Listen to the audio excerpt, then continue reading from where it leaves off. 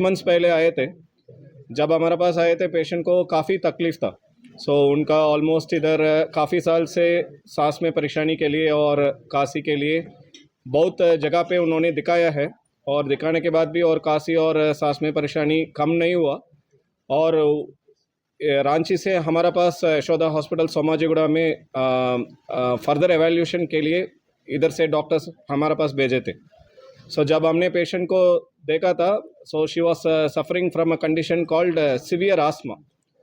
Normal नहीं था, वो नॉर्मल आस्मा आप इन्हेलर ये सब मेडिसिन लेने से कम हो जाते हैं, बट उसमें एक स्पेसिफिक वैरायटी है, वो सीवियर आस्मा हम कहते हैं। वो सीवियर आस्मा में हमारा नॉर्मल मेडिसिन देने के बाद भी आस्मा कंट्रोल में नहीं आता है। उसके लिए हमने काफ़ी पेशेंट को एवेल्युएट किया, हमने भर्ती भी किया था, और इनिशियली उसका ऑक्सीजन को भी ज़रूरत पड़ रहा था। और हमारे पास आने से पहले उनका रूटीन काम करने में भी बहुत ज़्यादा सांस में तकलीफ़ होता था, और कुछ भी काम करने को भी ऑक्सीजन का ज़रूरत पड़ता था। हमने इसको एडमिट किया और एक्सटेंसिवली एवेल्युएट किया, और उसमें सीवियर आस्मा का कारण भी हमने ढूंढा था, और उसके साथ ऑब्स्ट्रक्टिव स्लीप अपनिया करके एक नींद का प्रॉब्लम भी था पेशेंट को। दोनों हमने ऑप्टिमाइज़ किया, और सीवियर आस्मा के लिए एडवांस्ड मेडिकेशंस, बायोलॉजिक्स हम कहते हैं, वो मेडिसिन भी हमने पेशेंट को शुरू किया। और शुरू करने के बाद पेशेंट का 4-5 दिन में ही असर आना शुरू हो गया, और पेशेंट का कंडीशन धीरे धीरे इम्प्रूव हुआ। और जब पेशेंट का ऑक्सीजन का ज़रूरत भी कम हो गया था, हमने पेशेंट को वापस रांची भेजा था। फिर इधर भी ऑलमोस्ट 5-6 महीने पेशेंट बिल्कुल अच्छा था, और सांस में दिक्कत भी कम हो गया था, और ऑक्सीजन का ज़रूरत भी नहीं पड़ा था। फिर दोबारा 5 महीने के बाद हमारे पास फ़ोन आया था, पेशेंट का थोड़ा बुखार चल रहा है और ऑक्सीजन भी कम होना शुरू हुआ बोल के हमको फ़ोन आया था। उसी वक्त हमने पेशेंट को इमीडिएटली बताया, आपको ऑलरेडी सीवियर आस्मा का कंडीशन है, आप इमीडिएटली आने का ज़रूरत पड़ेंगे। वो बोलने के बाद next to next day patient और अटेंडर यशोदा हॉस्पिटल सोमाजीगुड़ा का आए थे। और आने के बाद तब हमने स्कैन करके देखने में पेशेंट को सीवियर न्यूमोनिया भी था। इस बार लंग्स में इन्फेक्शन भी आया था। हमने उस पेशेंट को एंटीबायोटिक्स दिए थे, और सीवियर आस्मा को दोबारा कंट्रोल किए थे, और बायोलॉजिक्स भी दिए थे, और बाकी सपोर्टिव मेशर्स भी किए थे। उसके बाद ऑलमोस्ट अभी 1 हफ्ते पहले पेशेंट को ऑक्सीजन दोबारा 82% से लेके अभी 96% हो गया था, और पेशेंट का कंडीशन भी अच्छा हुआ था। उस कंडीशन में हमने वापस पेशेंट को रांची भेजा था। ये सीवियर आस्मा कुछ हम कहते हैं, वो बहुत रेयर अकरेंस है। अगर हमने आस्मा पेशेंट को लेंगे तो 20 पेशेंट में या 30 पेशेंट में एक पेशेंट को ऐसा सीवियर आस्मा हो सकता है। और ये सीवियर आस्मा के लिए पहले हमारे पास ज़्यादा कोई ऑप्शंस नहीं था, ऐसा पेशेंट हमेशा सांस में दिक्कत के साथ रहता था। बट अभी हमारे पास बहुत एडवांस्ड प्रोसीजर्स भी है और मेडिकेशंस भी है। अभी हम कहते हैं ये बायोलॉजिक्स ऐसा एडवांस मेडिसिन भी है, और इसके अलावा काफ़ी एडवांस्ड प्रोसीजर्स भी है, उसकी वजह से हम आस्मा को कंट्रोल कर सकते हैं। इसके अलावा हमारा यशोदा हॉस्पिटल सोमाजीगुड़ा में एडवांस्ड लंग केयर और क्रिटिकल केयर सर्विसेज भी है। हमारा सेंटर है, it's one of the best centres for interventional pulmonology and thoracic surgery. हमारा पास पूरी की पूरी advanced procedures for pulmonary disorders है। वो ब्रोंकोस्कोपी हम कहते हैं। अगर पेशेंट का किसी को सांस की नलकी में कोई प्रॉब्लम रहता है तो वो देखने के लिए हम ब्रोंकोस्कोपी करते हैं, एडवांस बायोप्सीज करते हैं, और कैंसर पेशेंट्स के स्टेंटिंग करना है तो स्टेंटिंग करते हैं, और किसी का छाती में पानी भर गया तो वो डायग्नोस करने के लिए थोरेकोस्कोपीस होता है। और कुछ प्रोसीजर्स है वो इंडिया में बहुत कम सेंटर्स में है, वो भी हमारे पास है। नेविगेशन ब्रोंकोस्कोपी कहते हैं। अगर लंग कैंसर स्टेज 1 में भी हम पकड़ सकते हैं। अगर किसी का सीटी स्कैन में कुछ भी 1 सेंटीमीटर को भी नोड्यूल रहता है, नोड्यूल का मतलब कुछ निशान रहता है, उसको भी हम अभी एडवांस प्रोसीजर से सही से डायग्नोस कर सकते हैं, और लंग कैंसर को स्टेज 1 में पकड़ सकते हैं। अगर किसी को हमने लंग कैंसर में स्टेज 1 में पकड़ा है, उसको हम सर्जरी करेंगे तो ऑलमोस्ट लंग कैंसर को परमानेंटली क्योर भी कर सकते हैं। ये सारे एडवांस प्रोसीजर उधर रूटीनली होता है। इसके अलावा हम एडवांस्ड इंटरवेंशनल फेलोशिप भी करते हैं। हम क्या करते हैं, पूरी इंडिया से और विदेश से कोई भी स्टूडेंट्स हमसे सीखना चाहते हैं, वो हमारा सेंटर आ जाता है, और 6 मंथ से 1 साल रुकते हैं, और उनको हमने एडवांस ब्रोंकोस्कोपिक प्रोसीजर्स और क्रिटिकल केयर प्रोसीजर्स भी सिखाते हैं। सो ऐसा अभी हमारे पास अभी तक हमने ऑलमोस्ट अराउंड 35 to 40 फेलोज़ को ट्रेन किया है पूरी इंडिया से और विदेश से, और आगे भी हम काफ़ी फेलोज़ को ट्रेन करने वाला है। इसके अलावा एक चीज़ इस मीडिया में हम आपको बताना चाहते हैं, हमारे पास one of the best centres for ECMO है। एक्मो का मतलब एडवांस्ड लाइफ सपोर्ट।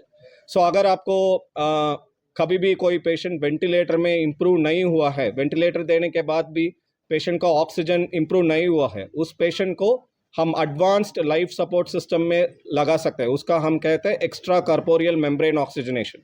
उसमें क्या करते हैं, अगर किसी का लंग टोटल फेल हो गया, वेंटिलेटर में भी ऑक्सीजन नहीं बढ़ रहे, तो उस पेशेंट को हम एक्मो डाल दिया तो इमीडिएटली ऑक्सीजन और वेंटिलेशन कहते हैं, वेंटिलेशन का मतलब रिमूवल ऑफ कार्बन डाइऑक्साइड, दोनों वो मशीन संभालते हैं।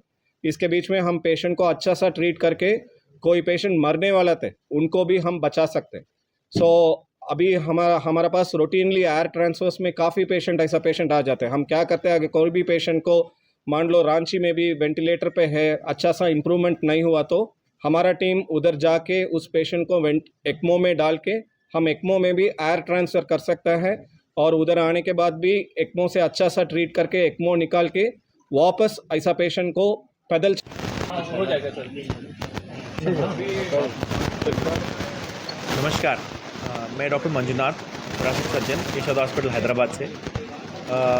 थोरेसिक सर्जरी मतलब फेफड़े के संबंधित कोई भी बीमारी जहाँ पे सर्जरी की ज़रूरत पड़ती है उसको थोरेसिक सर्जरी बोलते हैं। फेफड़े के संबंधित बहुत सारी बीमारियाँ होती हैं, जैसे सबसे कॉमन बीमारी जो होती है हमारे देश में वो होती है क्षय रोग, टीबी की बीमारी। टीबी की बीमारी के बाद ऐसे कॉम्प्लिकेशंस होते हैं जिनकी वजह से सर्जरी की ज़रूरत पड़ सकता है। कुछ लोगों में पानी भर जाता है, कुछ लोगों में हवा भर जाता है, कुछ लोगों में खून की उल्टी होती है टीबी के बाद। अगर ऐसे जब भी होता है उनको एक थोरेसिक सर्जन का ज़रूरत पड़ सकता है। और हमारा जो स्पेशलिटी है जो हम हैदराबाद यशोदा हॉस्पिटल्स में हम करते हैं उसमें वो हम बोलते हैं मिनिमली इन्वेजिव, मतलब छोटा कट करके उनकी जो अंदरूनी बीमारी को ठीक करके हम बेचते हैं। अब पूछोगे वो यहाँ पे नहीं होता क्या?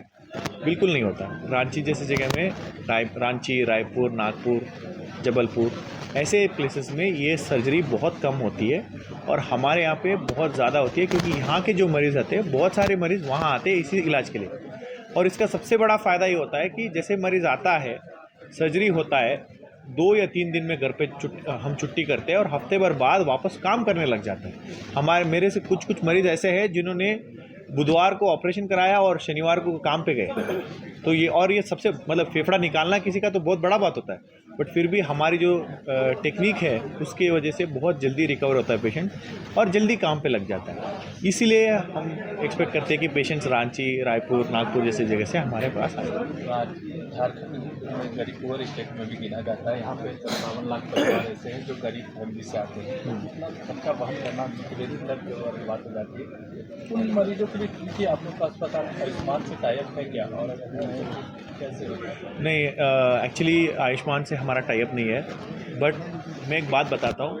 एक गरीब आदमी आता है, उसके लिए सबसे इम्पोर्टेंट क्या होता है? वापस काम पे जाना है कि नहीं? अगर वो हम बड़ा सा चीरा लगा के एक ऑपरेशन करेंगे, वो हो सके साल भर काम ना करें, और वही ऑपरेशन हम दूरबीन से करें तो वो जल्द से जल्दी काम पे लग जाएगा और अपना घर परिवार देख पाएगा। क्या इसमें कॉस्ट आएगा वो तो डिपेंड करता है कैसे सर्जरी कर रहे हैं, क्या चीज़। कार्डियोथोरेसिक सर्जन और हार्ट ट्रांसप्लांट सर्जन, मतलब जो हृदय का सर्जरी है और हार्ट ट्रांसप्लांट करता हूँ। तो आपको ये बताना चाहता हूँ कि अब हम लोग यशोदा में जो हमारे हॉस्पिटल में इंफ्रास्ट्रक्चर है, जो सारे इंस्ट्रूमेंट्स है और मशीन्स है, उससे हार्ट ट्रांसप्लांट्स और लंग ट्रांसप्लांट्स दोनों ही बड़ी आसानी से कर रहे हैं। और पिछले 1 साल में हमने लगभग 35 लंग ट्रांसप्लांट और 2 हार्ट ट्रांसप्लांट किए हैं, और पिछले 10 साल में हमारे हॉस्पिटल में 20 हार्ट ट्रांसप्लांट हुए हैं और 60 से ऊपर लंग ट्रांसप्लांट हुए हैं। और हार्ट ट्रांसप्लांट का मेन है मेरा जो स्पेशलिटी है। हार्ट ट्रांसप्लांट तभी करते हैं जब कोई मरीज़ की हार्ट बहुत वीक हो जाती है, जैसे कि उसकी pumping action, normal pumping action जो होती है 70 से 75% तक होती है, लेकिन कुछ पेशेंट्स होते हैं जिसमें ये दिल बहुत वीक हो जाता है। इसके कई कारण हो सकते हैं। एक तो होता है जेनेटिक इश्यू हो सकता है, या फिर कभी कभी जो दिल का दौरा पड़ता है, लेकिन लोगों को समझ में नहीं आता है कि दिल का दौरा पड़ा है, लेकिन वो ब्लॉक रह जाता है, तो बाद में हार्ट फंक्शन स्लोली कम होते जाता है, यहाँ तक कि 70% से 25% तक कम हो जाता है। तो इसे हम लोग सीवियर एलवी डिसफंक्शन कहते हैं, मतलब सीवियर हार्ट पंपिंग एक्शन जो है कम हो गई है। तो ऐसे मरीज़ों में ज़्यादातर सिम्टम्स जो होते हैं, मतलब जो उनको दिक्कत होती है वो है सांस लेने में दिक्कत होती है, या फिर उनको छाती दर्द होती है, पैर का सूजन होता है, पेट और फेफड़ों में पानी भरना शुरू हो जाता है। और ऐसे पेशेंट्स को आम तौर पे तो मेडिसिन्स दिया जाता है, काफ़ी हद तक मेडिसिन से कम होते हैं। लगभग 100 ऐसे पेशेंट्स में होते हैं 20 या 25% पेशेंट जो होते हैं उनको कोई मेडिसिन काम नहीं करते हैं, या फिर मेडिसिन जितना भी हाई डोज दो तो हार्ट फंक्शन इम्प्रूव नहीं होता है। तो उनके लिए एक ही उपाय होता है, और वो है हार्ट ट्रांसप्लांट। हार्ट ट्रांसप्लांट होता है मतलब एक और पेशेंट का जो अभी ब्रेन डेड है, मतलब जिसको कहते हैं ना कोमा होता है, वो फिर से जग नहीं पाएगा, तो ऐसे ब्रेन डेड पेशेंट के रिलेटिव्स के साथ हम लोग बात करते हैं, काउंसलिंग करते हैं कि देखो अगर आपके पेशेंट अभी तो ज़िंदा वापस नहीं आएंगे, होश में तो आएंगे नहीं, अगर आप डोनेट करेंगे ऑर्गन्स तो दूसरे 8 लोगों, एक पेशेंट जब ब्रेन डेड पेशेंट होता है तो उनसे 8 लोगों की जीवन बदल सकती है, क्योंकि आँखें हैं, लिवर है, किडनी है, हार्ट है, लंग है, पैनक्रियास है, इन सब का इस्तेमाल हो सकता है। हमारे देश में अभी तक तो इसके बारे में ज़्यादा जानकारी नहीं है, लोगों में एक अवेयरनेस नहीं है, तो इसके